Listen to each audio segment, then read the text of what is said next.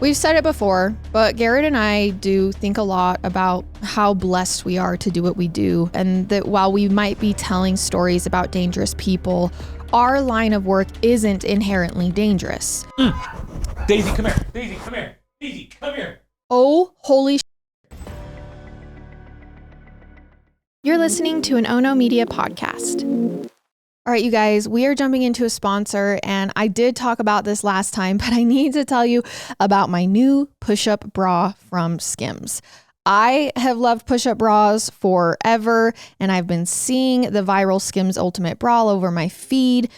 Other push-up bras can be bulky and heavy, but this one from Skims lifts and supports me like no other bra I have tried before. It's the Skims Ultimate Balconette Push-Up Bra.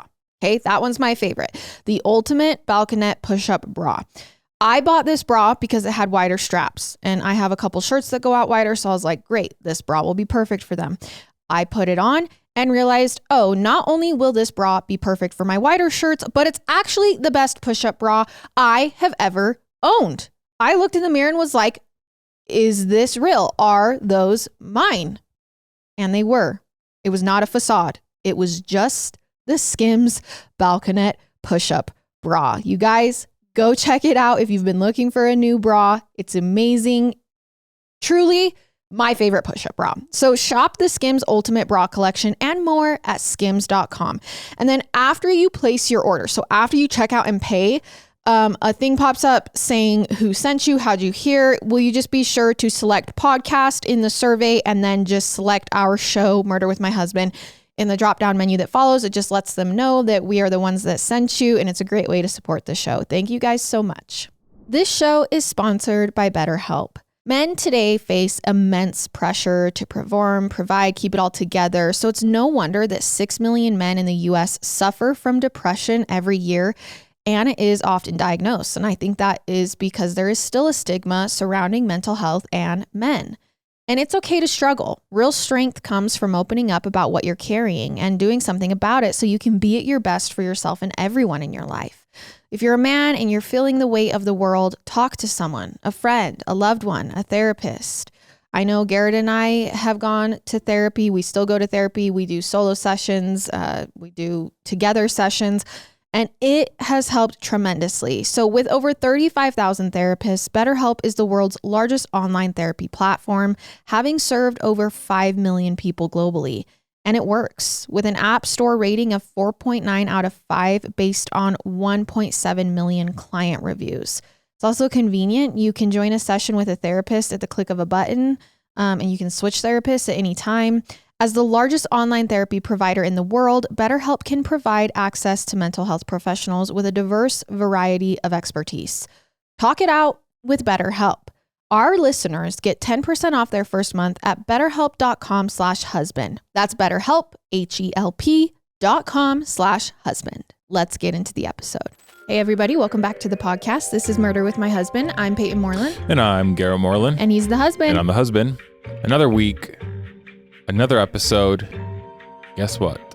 This episode is out on May 26th, 2025, which is my birthday. Oh my gosh. Happy birthday, Shayla. My birthday, I am turning, everyone guess how old I'm turning. 30. Everyone except my wife, guess how old I'm turning in the comments. Let me know. I'm sure everyone probably knows I'm turning 31. That's weird. 29. 31, what do you mean? 21.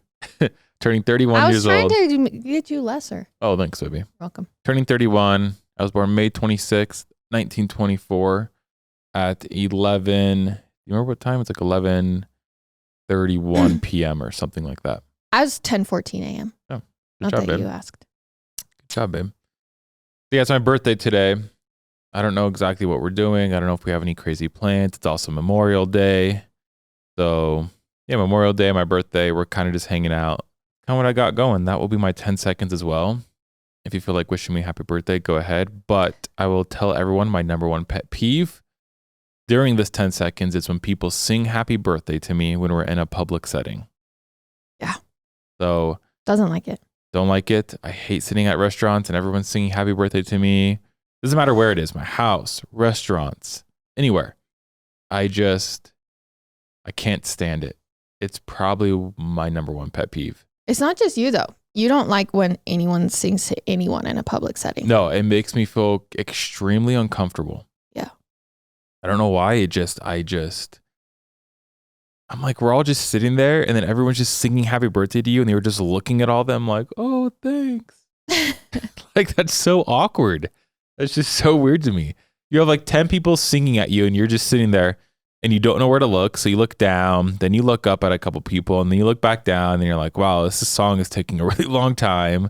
And then you blow your candle out and you're like, yay. You know? And it's like the worst is it's like this staff you don't even know. Yeah. Well, yeah, you get the staff involved. And it's like they all hate it, but they're just sitting there having to do it. And then you don't even know them and they're singing happy birthday to you. Yeah, I can't stand it. So that's my 10 seconds. That is my rant. Love you guys. Hope everything is going well and I hope everyone has a fantastic day. Let's hop into, for my birthday, if you want, you can check out our bonus content. We got Patreon episodes and we have Apple subscriptions or Spotify subscriptions, ad-free content, bonus episodes. You can check it out. Let's hop into this week's episode. Our sources for this episode are nydailynews.com, caselawfindlaw.com, tampabay.com, lasvegassun.com, murderpedia.com, and Oxygen. We've said it before, but Garrett and I do think a lot about how blessed we are to do what we do, that we work from our house, our studio, and that while we might be telling stories about dangerous people, our line of work isn't inherently dangerous. We're not out there putting our lives at risk every day to make a living, though that is what some people do. For some professionals, danger is a part of the job description. Comes with the territory, right? Whether you're maintaining the law, working as a police officer, or breaking it, like working with the mob or doing illegal bookkeeping. Some professions mean you don't know how the day is going to end. But there's something else that's interesting about these dangerous lines of work. You never know who will come for you. And if it does end in the worst case scenario, say a murder investigation, your greatest enemies become suspects, even though they may be a cover for the people closest to you. And that is what we will be talking about today. So I want to introduce you to 46-year-old Bruce Weinstein. Now, he was originally from Liberty, New York. Bruce and his family moved to Los Angeles, California, I believe sometime when he was a kid. And that's where he spent much of his formative years. And while I don't know a ton about Bruce Weinstein's early life, I know that he was the eldest of 4 siblings, and he and his family were really tight. When his brother Steven got older, he decided to start a little family business with his dad. This is one that Bruce himself would join later. Though we're not talking about running a laundromat or getting into real estate. No, Bruce's family ran their own bookkeeping business. AKA, this is collecting bets and then paying them off. So say there's a basketball game you feel really confident about, or a horse you want to bet on. You might seek out the Weinsteins to place a bet. And this is especially in the days before apps like DraftKings. And Bruce was really good at his job, mainly because he earned the trust of a lot of his players, which, let's face it, while this is legal in many states, it can be a bit sketchy. But Bruce probably had some wealthy people making some pretty hefty bets while he was living in Los Angeles. Because... Daisy, come here. Daisy, come here. Daisy, come here. Oh, holy shit. All right, you guys, we're back. We were filming and we have our back door all the way open because Daisy likes to go play in the backyard while we were filming. And then Garrett looked over and there was the biggest deer on our concrete, could have walked into our house that close to the door, the wide open door. No, it was a really big deer. And Daisy just looked at it and didn't even come inside. We see a lot of deers out here. That was the biggest deer I've ever seen. Just casually walking on our house. And so I look up, I see the deer just staring at Daisy, And Daisy looks at deer and goes, ruff. That's it. Like, she didn't freak out. Zero survival instincts. And then the deer just looked it away and walked down into the ravine. Oh, he jumped. Oh my gosh. That was a big deer. It was so close. I wish we had a camera on the I know. Right there. Where the deer was at, there's like a blind spot. So I need to put in a new camera. Okay, we are getting back into Bruce, who has now grown up in LA with his family. His brother and dad started a business, and he is now also working at this bookkeeping business as an adult. And like I said, Bruce probably has some pretty wealthy clients because he ends up making a good living off this profession. He drove a nice car, he lived in a beautiful house, and he knew how to have a good time. Bruce was always the life of the party. He lived life in the fast lane, always out enjoying nice dinners with a few drinks. Plus, everyone said he had this laugh that was just infectious. Bruce sounds like the kind of guy you really want to be around. At least that's what Elizabeth Tooch felt when she met Bruce. So the two of them meet and then they get married in 1990. And they end up welcoming a little girl into their family. It's Bruce's first and only child, Jacqueline. But over time, things started to get rocky between Elizabeth and Bruce. And in the early 90s, they decide to call it quits. But Bruce wasn't just moving past the relationship. He actually decided after this divorce that he wanted to move out of LA. Though there was one thing Bruce wasn't willing to be done with yet, and that was his bookie business. So Bruce found a place where he could really build his roster of clients and still see his daughter on the weekends, which is why in the early 90s, he decides to move from LA to Las Vegas. Now, a single dad in his early 40s, Bruce was excited about this brand new chapter. He really embraced the gambling scene. He got to know the people around the hotels. He began entering poker tournaments at the casinos. And that's where he meets 46-year-old Amy DeChant. Now, there's a little thing about Bruce that I haven't mentioned yet, and that is that he sticks out in a crowd, okay? Bruce is about 300 pounds. He has a long silver ponytail, this big round belly, and in 1995, while playing Texas Hold'em at the Mirage Casino, he definitely stands out to Amy. She's a petite brunette who sits next to him at the poker table. They get talking. Bruce tells her, oh yeah, I actually run a bookkeeping business. She tells him she has her own upholstery cleaning business and works for a lot of hotels on the Strip. And Bruce says, hey, I'd love to hire you for a job. She probably gives him her business card, and a few days later, she shows up on Bruce's doorstep ready to clean whatever it was he needed cleaned. But it's clear Bruce wasn't actually really interested in Amy coming over to clean. Okay, yeah. It's more a personal thing. So she comes over and they get talking, and he learns that Amy has lost both of her parents at a young age before she even turned 10. She was then raised by her aunt and uncle in New Jersey. And when she turned 17, she ran off. She married her high school sweetheart. The two got divorced. Amy got married again, which was followed by a second divorce. And that's when Amy decided she needed a change of scenery. So in 1992, around the same time as Bruce, Amy moved to Las Vegas and bought a condo. She starts the upholstery business with some friends, snagged some pretty big clients like MGM and Scenic Airlines. Wow. And now here she was, getting courted by Bruce Weinstein. And seemingly, Amy's into it. Bruce asks her out. Things go from professional to romantic pretty quickly. And within just a week or so of meeting Bruce, Amy is selling her condo and moving into his large Spanish-style home. Dang, I mean, can you blame her?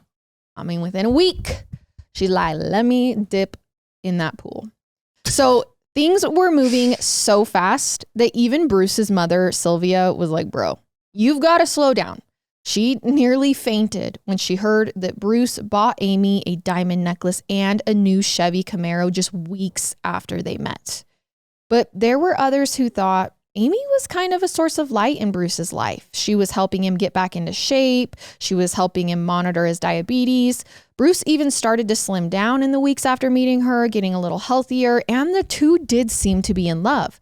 They were planning for their future, booking vacations and doing things together.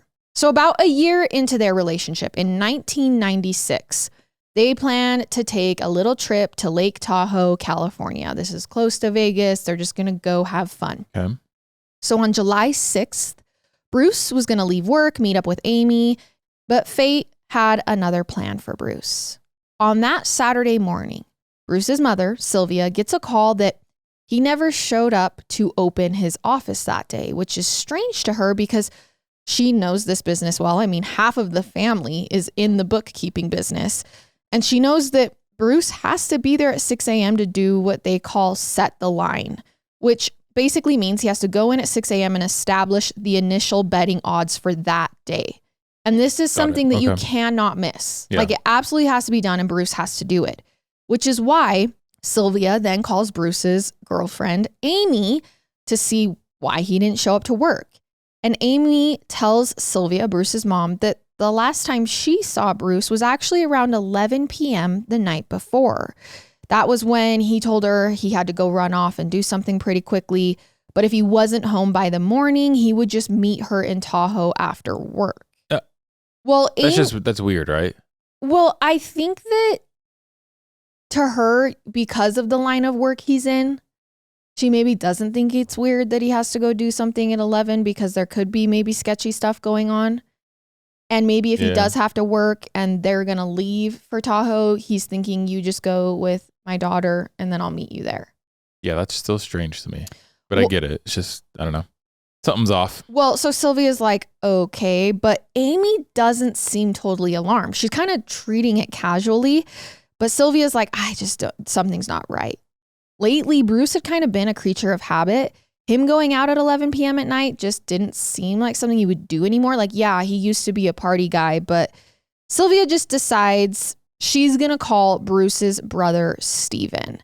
Now, I need to tell you that when Bruce decided to move to Las Vegas, so did his mother, Sylvia. She moved out there as well to be close to him. So she calls Bruce's brother, Steven, who still lives in LA, tells him, hey, Bruce is missing. He never showed up to work today. Remember, this is kind of like a family business across states. So Steven flies out from LA that day to help her look for him. And of course, their first stop is Bruce's house. When they get there, Bruce isn't home, which maybe not be surprising. However, Amy is there. And when they get there and go inside, they realize that Amy is shampooing the carpets at Bruce's home. Oh my gosh. I mean, no, that's insane. The entire house reeks of vinegar. So Steven and Sylvia show up being like, hey, where's your, our family member, your boyfriend, Bruce? Open the door. And his new girlfriend of a year is shampooing the carpets in his home saying, I haven't seen him since the night before. Now, I don't know if Amy gives them a reason for why she's doing this in the moment, but that's not the only suspicious thing they notice. As they're going through the house, they notice that Bruce's cell phone and wallet are still in his house. 911 needs to be called ASAP. We obviously know. I mean, okay, it's 1996. Cell phones aren't kind of like they are today, but for Bruce's business, they are.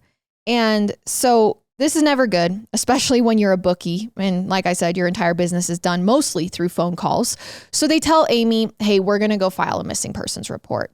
But when they go to the police are like, so he's only been gone today and you're trying to say he's missing? Like he's a grown man. Yeah, he's only been gone today. His girlfriend is shampooing the carpets. The whole house smells like vinegar. His wallet's left at the house and his phone. But yeah, no big deal. They tell them, hey, we're going to give it a few days before we start using resources. Gosh. The family's like, this is not good enough. So the following day on July 7th, when they still haven't heard from him or seen him, they hire a private investigator named Michael Wysocki. And one of the first things Michael does when the family tells him what's going on is say, we got to focus on Amy. I mean, the shampooing the carpets doesn't look great, but some of Bruce's friends also say that this relationship, Amy, there was just something a little bit off. So Michael questions her a few times over the next several days, but she maintains her story. Bruce went out the night before and didn't come home. And after some digging, he realizes obviously Bruce didn't make it to Lake Tahoe either. But here's what's got to be suspicious. if Bruce told Amy, hey, if I'm not back in the morning, I'll meet you up in Tahoe, why didn't she go to Tahoe? Why was she at home shampooing the carpets? Yeah. These are all just things that Michael's curious about, especially by Thursday, July 11th, when Amy starts mentioning to Michael, yeah, I would love to help you, search for Bruce, but I actually have plans to leave the country. So the following day, Amy and Michael speak again. And this time she has a different version of events. This is insane. Michael goes to her and is like, listen, you're planning to leave the country. You need to tell us what happened. She's like, okay. This is the truth. She says that actually on the night of July 5th, 4 masked men came into the house. She was in the shower, but they pulled her out and blindfolded her so she couldn't see a thing. She heard them lead Bruce upstairs, beat him up, and then she heard 3 gunshots.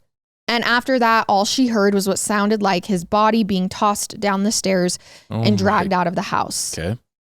She said before they left, the masked gunmen said something to Amy. They told her to clean up the house, and if anyone asked, tell them that Bruce left and said he would be back soon.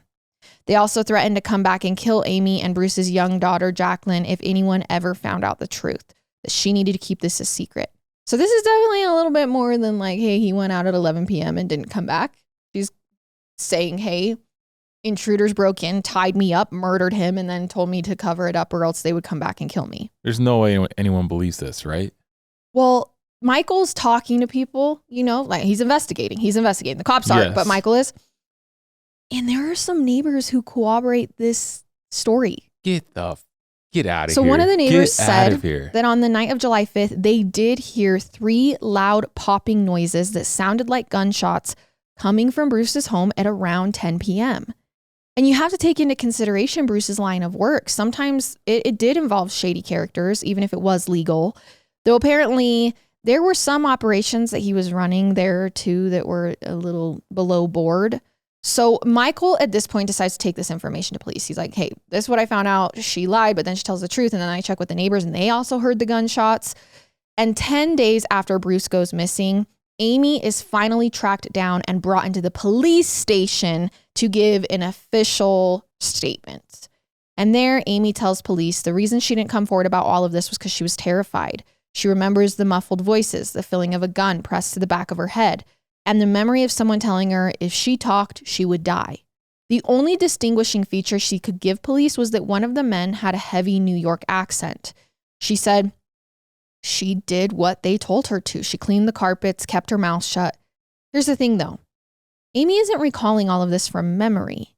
She has these handwritten notes with her during her statement. So when she comes into police, she brings paper and she's reading this statement off of paper. Police are like, what is going on? So they decide at this point, they have probable cause. They're going to search Bruce's house. Okay.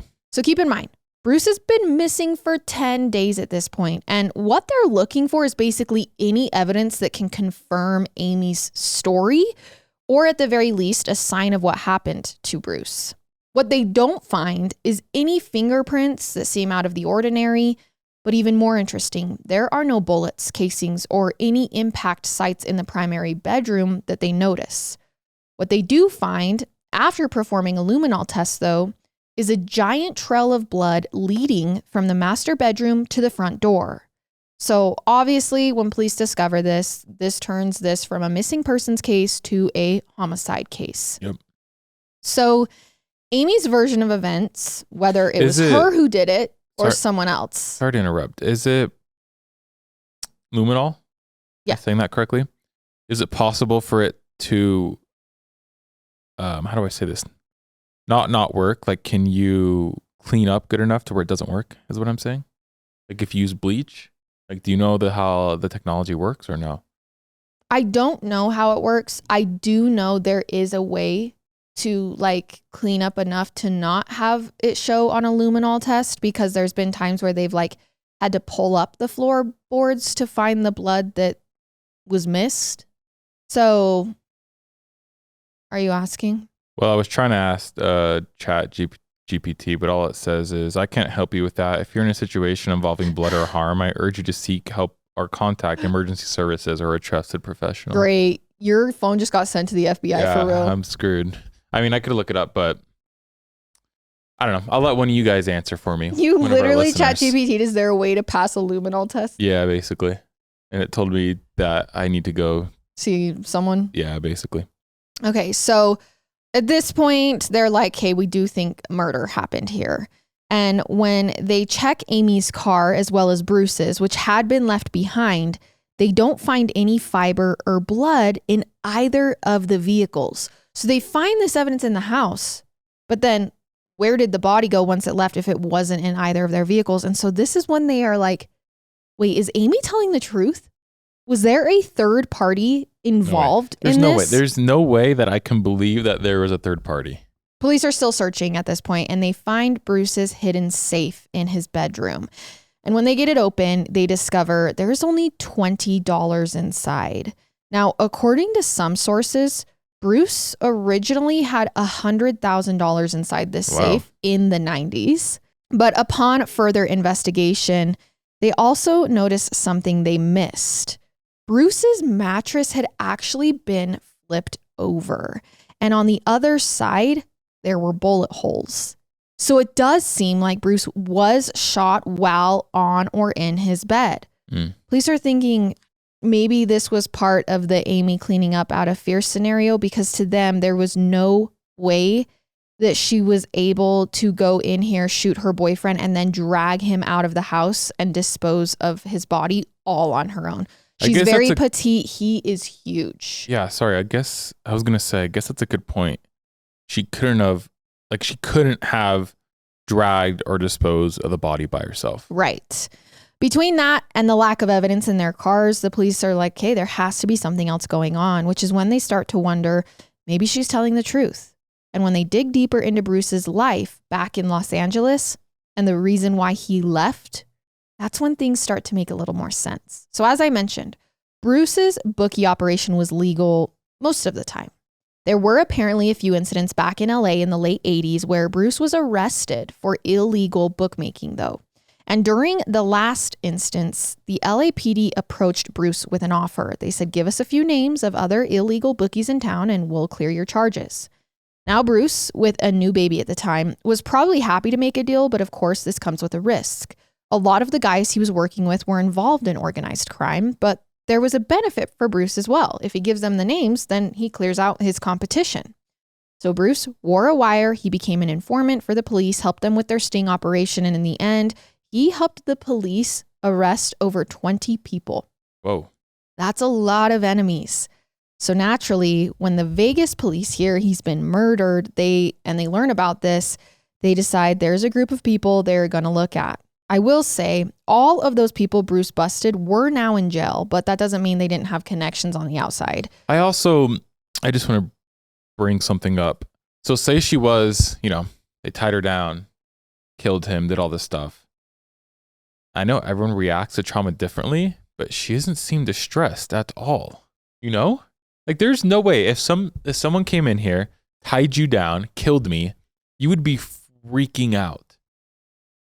Yeah. Freaking out. So, but also if they were like, hey, you need to be on your best behavior, clean this up or I'm going to come back and kill you. Now I'd be like, yeah, okay. And then the second they left, I would call the police. Yeah, 100%. But back in the 90s, would people have done that? I think so. I don't think people have changed that much. I think people just don't believe that criminals are going to come back and kill them as much as they used to. But she'd still just be like scared or, yeah, I get what you're saying. Like there's no way she's just going to be like, yeah, life's amazing. I'm going to Tahoe. Well, she didn't go, remember? Yeah. The Las Vegas police start looking into these people one by one. And what they find is none of them even knew Bruce was the one who ratted them out. Apparently, Bruce was a pretty flawless informant, but that poses a different problem. All of Bruce's enemies are now a dead end, which means the investigation has to pivot. And that's when a new name is thrown into the mix. A man named Ken Reich.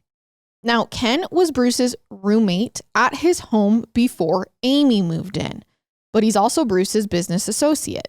And before Bruce died, the two had started a little side hustle together. The two of them would take the cash from their clients, the cash that was meant to pay off lost bets, And instead of paying the winners of the bets with that cash, they would take the money to a casino to see if they could turn a little profit.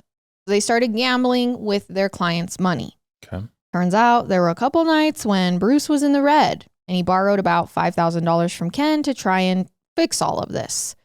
Police think, well, $5,000 is like chump change to these guys. Would someone really kill their business partner and friend over an amount that small? But here's something else strange. Remember how I said Bruce, his daughter, Jacqueline, and Amy were all supposed to go to Tahoe with another friend that weekend? Yeah. Well, that friend was Ken.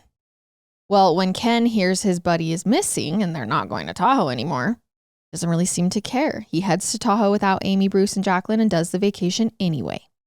And when police try to question him, there was zero sense of urgency to come down to the station to talk. Plus, it seems like Ken was one of the last people to actually see Bruce alive. On the day before Bruce vanished, Ken and Bruce went to watch some horse races, and then he dropped Bruce back off at his house at around 9 p.m. I remember those shots apparently went off at 10. But when the police finally do get a hold of Ken, he tells them this. He went somewhere in the hours after dropping him off, meaning Ken has a rock solid alibi. He spent the rest of the night out with a friend, which they corroborate with several witnesses. So that brings them back once more to the person closest to Bruce, Amy.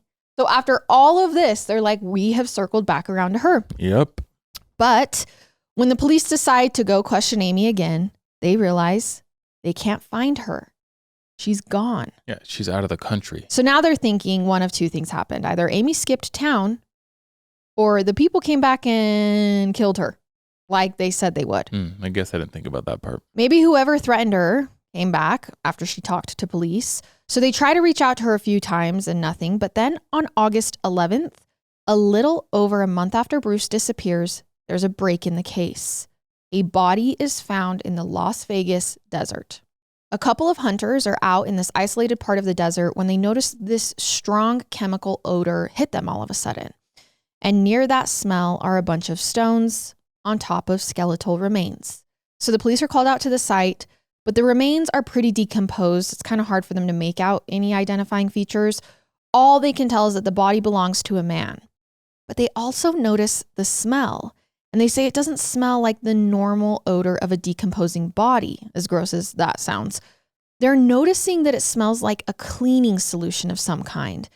But that's not even the most shocking part of this entire thing. As they're scanning the area looking for clues, 400 yards away, there's a second body. No way. Is it Amy? It has long reddish hair and appears at first glance to be a female. So police have these bodies bagged, taken back to the lab, and the Las Vegas police are feeling like they think it's Bruce and Amy. Holy crap. No, I feel bad, but no way.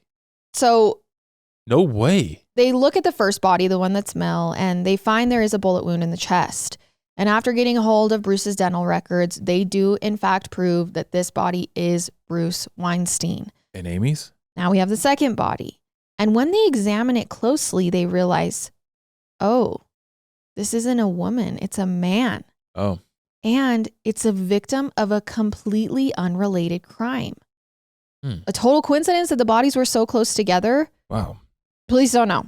But what they do know is that Amy might still be alive somewhere. And Bruce's family is encouraging the police to look for her. Their guts are telling them that she had something to do with this. So the police issue a fugitive warrant for Amy, and about a month later, they get a hit all the way in Maryland.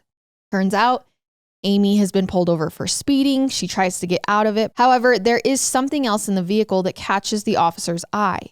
The big bag of cash stacked with $100 bills, amounting to about $100,000.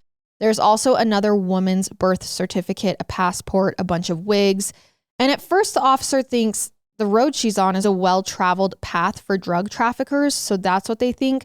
But then he sees that she has a bunch of newspaper clippings about Bruce Weinstein's case in her car. And when he finds out there's this felony warrant out for her arrest in Vegas, he puts her in handcuffs. She's thrown in jail in Maryland, and the Las Vegas police are working to get her back to Nevada. But before they can extradite her, someone comes and pays her bail. And she escapes before the LVPD can get her into their custody. But there's still this big missing piece for detectives. I mean, it's crazy. Amy did not do this alone. At least she did not move this body alone. So they are thinking that she has someone else involved. And that's when they figure out a little bit more about this case. In January of 1997, someone finds a .38 caliber pistol in the desert close to where Bruce's body was found. By the way, the bullet wound in Bruce's chest matches this. So they run the serial number on the gun, and they find it belongs to a 58-year-old man named Robert Wayne Bobby Jones.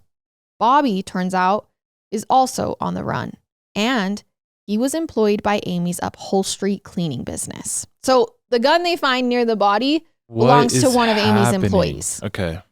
Now, when they see pictures of Bobby, they realize this is definitely the guy that could have helped Amy move a body. So they get a warrant to search Bobby's property. And then they get to his house and they notice something odd. It's that same weird chemical smell they noticed when they discovered Bruce's body. And that's when they realize it's a chemical they use for the upholstery business. But as I mentioned, Bobby's nowhere to be found. He's also MIA. So the police issue a fugitive warrant for him as well.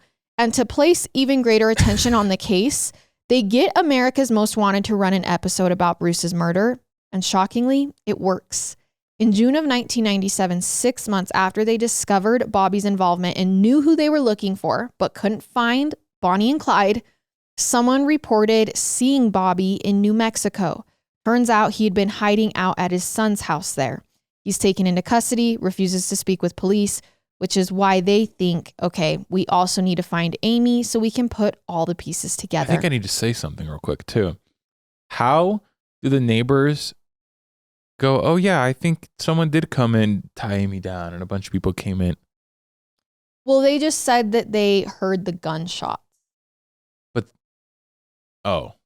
They didn't say that they saw people. They're just saying, yeah. I mean, if she's saying there were gunshots that night, yeah, we did hear them. Okay, so they're probably, I mean, there was gunshots though, but. Yes, okay, but I mean, they could have been hers. Yes, exactly. Yeah. So 6 more months go by. They can't find Amy, so they decide, let's reach out to the producers of America's Most Wanted and see if we can run the episode again. And it works. Again, someone says they know where Amy is currently. She's bartending at a nudist colony in Fort Pierce, Florida. So cops storm the campground, but Amy's already a step ahead of them.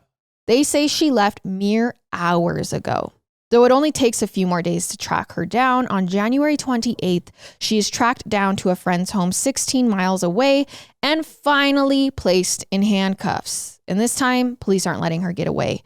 She's sent back to Vegas where she tells the police the same thing she originally did. The same exact story. She thinks the mobsters killed Bruce. But they aren't buying it, especially because they know that she had Bruce's cash on the road with her. So later that year, in October of 1998, Amy and Bobby are tried together for the murder of Bruce Weinstein. And the prosecution paints the story as an extortion plot gone wrong. Turns out, Amy had hinted to a few friends in the week leading up to the murder that she had actually wanted to kill Bruce. But she wanted to find a way to keep his money after he was gone. So in order to do that, she needed a bit of help. That's when she recruited her employee, Bobby, who she knew was already strapped for cash. She told Bobby he should pretend to break in one night and hold Bruce at gunpoint until he gave him what he was looking for. But that evening, Bruce recognized Bobby. He could make out his voice. So Bobby panicked. He shot Bruce, dragged him out of the house, and the two used cleaning supplies to cover their tracks. Amy came up with the fake story and mopped up the house while Bobby brought Bruce out to the desert. And then they took his cash. Whether or not that's exactly what actually happened, the jury believes it. Amy was found guilty of first-degree murder and given 2 life sentences, while Bobby was also found guilty for his part in the crime and given 5 years. But it doesn't end there. 2 years after this, both of their convictions are overturned. Apparently, during the trial, one of the former homicide detectives called Amy's story a complete, quote, fairy tale, which Supreme Court justices agreed should not have been allowed during testimony because that's a matter of opinion, but could sway the jury. So as a result, Amy and Bobby were granted a new trial, but instead of risking her life in the hands of another jury, Amy pled guilty to second-degree murder and was given a new sentence of 10 to 25 years. She was actually released in 2011. Bobby was not retried at all. The judge felt he had already served the majority of his time for the case, so they decided to release him. And while both of them are back out living their lives now, the lives of Bruce's family are changed forever.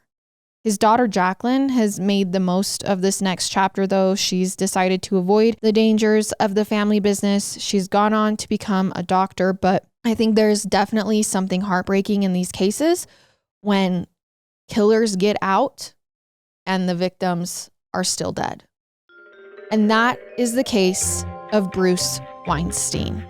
Thank you guys so much for listening to today's episode. Garrett actually had to run out like 3 minutes ago to go jump in a meeting. So I love it and he still hates it. We'll see you next time. Goodbye.